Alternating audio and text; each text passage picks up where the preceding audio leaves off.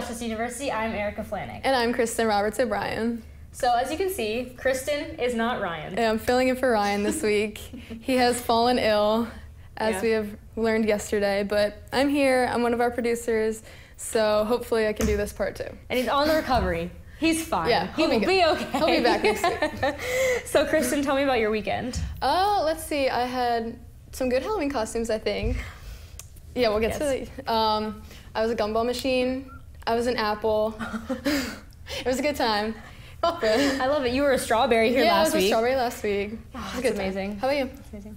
Well, I was in the UT Haunted House. So for Saturday night, I was a blood-obsessed girl, which means it was really scary. It was kind of gross. We ate people's blood, so I was all bloody and disgusting. But it was kind of fun. I mean, it was a lot of fun. Did you get to touch people in the haunted house? Yeah. Oh my goodness. It was a lot of fun.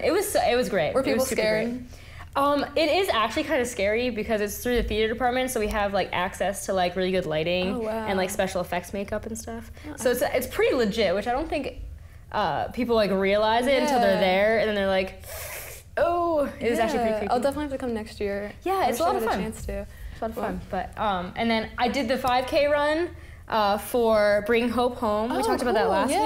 How did and that it go? was amazing. It was such a good event. That's awesome. Do you know what the turnout was today? There was a lot of people there. I'm not sure exactly how much money they raised for the different families in need, but I know there was a lot of people there, and it was so much fun. I hope more and more people come every single year. Yeah, I'm sure they'll announce the totals and everything soon. Oh, for sure. Yeah, great.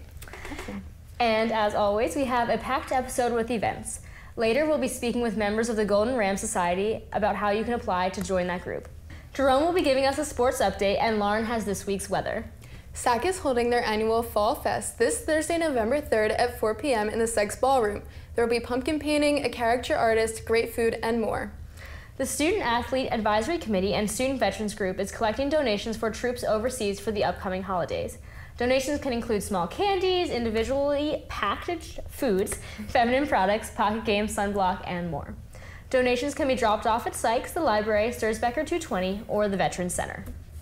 The Holocaust and Genocide Studies program is hosting a lecture by director Jonathan Friedman entitled Performing Grief, the Music of 3 Children of Holocaust Survivors.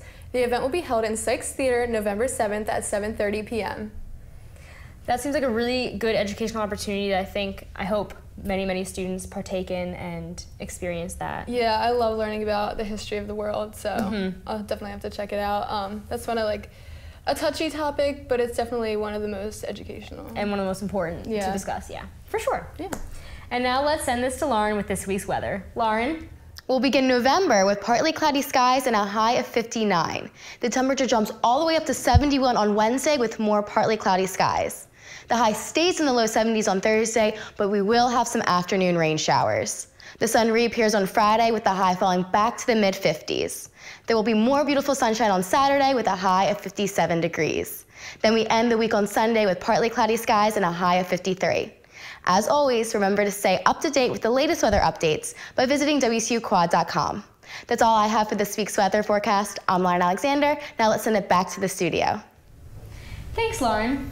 And now we have 2 members here of the Golden Ram Society. We have our president, Vivian, and the membership chair, Ryan, here to talk with us about the Golden Ram Society. So, what is the Golden Ram Society? Well, the Golden Ram Society, essentially what we are, is a student organization. We work with the Westchester University Foundation as a liaison to the university. So we help them gauge what students' needs are, as well as work in different alumni events and with the president's office. Amazing. Great. So what would you say the benefits of being a member of the Golden Ram Society are? So there's actually many benefits. One, you get to network with the most successful alumni of Westchester. You get to interact with the highest donors of Westchester. Along with working side by side by the president of the university. You get to really know some very important people and make great connections. And then the student's favorite is for every 20 hours that you give with us, you get a $250 scholarship. That's really awesome. Right. Wow. Yeah, it's a good opportunity. Yeah, so what would you say some of the qualities of a member should have? Right, so basically being able to communicate well with alumni, an open personality, very involved.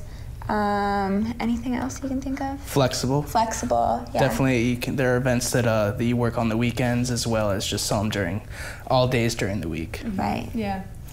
And when are the information session coming up, correct? Yes. And is that free to everyone? Yeah, essentially anyone that sees our flyer or just hears about us can come. It's at Brand New Wine Room 33 on November 3rd, this Thursday, at 7:30 p.m. We're just going to have a nice PowerPoint presentation and just kind of get to know everyone that's coming out. Okay. Great. So this Thursday, Brand New Wine 33, 7:30 p.m. Correct. All right, great. So how can I apply? Do I just come to the information session? So you don't necessarily need to come to the information session to apply, but the information session will go over what we are as a whole more in depth. We'll go over some people we work with, answer any questions anyone has. It'll be an open kind of forum thing, and then you get to interact and meet the exec board and the members. And we'll just go over the interview process a little bit there. But you don't necessarily need to go to the information session. It's just extra information. If you do want to apply, you can apply online. www.wcufoundation.org/GRS. Okay, great. Great to know. Awesome. So thank you so much for coming Thank you. to Thanks speak for with having us. us. Thanks for having us. Hopefully lots of people come out and Hope you to get a whole see you bunch of there. applications. Yeah. Good luck. Thank Thank you very much. Great. So now we're going to throw it to Jerome with our sports report. Jerome? Thanks, Kristen.